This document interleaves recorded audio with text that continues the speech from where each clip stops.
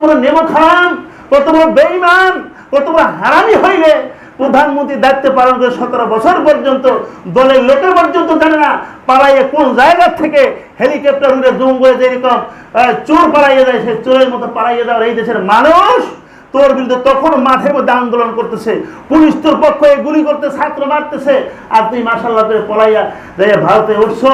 তাহলে বোঝা গেল কি, আমরা বুঝলাম কি, আজকে দেশের মধ্যে নেতা নেত্রীদের পিছনে ঘুরছে তারা, তাদেরকে ধ্বংস করা হাসিনার উদ্দেশ্য ছিল, পুলিশকে হত্যা করার উদ্দেশ্য হাসিনার ছিল, ছাত্র হত্যা করা হাসিনার উদ্দেশ্য ছিল, কোন দলের বড় বড় মেধাবী যে লোকগুলি ছিল তাদেরকে হত্যা করার উদ্দেশ্য হাসিনার ছিল। তার কিছু হয় না, এই দেশের পুলিশ মারা গেল, এদের ছাত্র মারা গেল, সাধারণ মানুষ মারা গেল।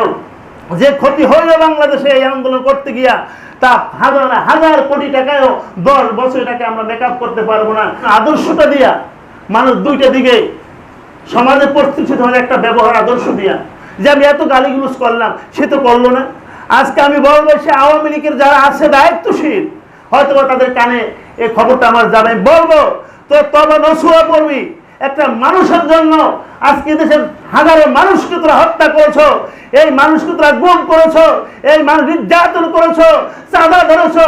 আজকে দেশের মানুষ সুযোগ আছে তোদের কিছু বলে, তো তওবা করবি যে আর কোনোদিন যে সরকার যে ক্ষমতায় আসুক, আমরা স্থানীয়ভাবে সবাই সমান, আমরা কাউকে কেউ জ্বালাবো না।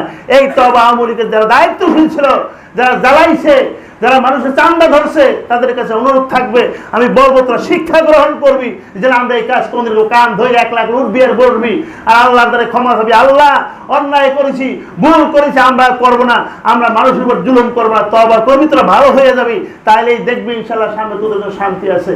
তা না হলে এই শান্তি কি শান্তি বলেন?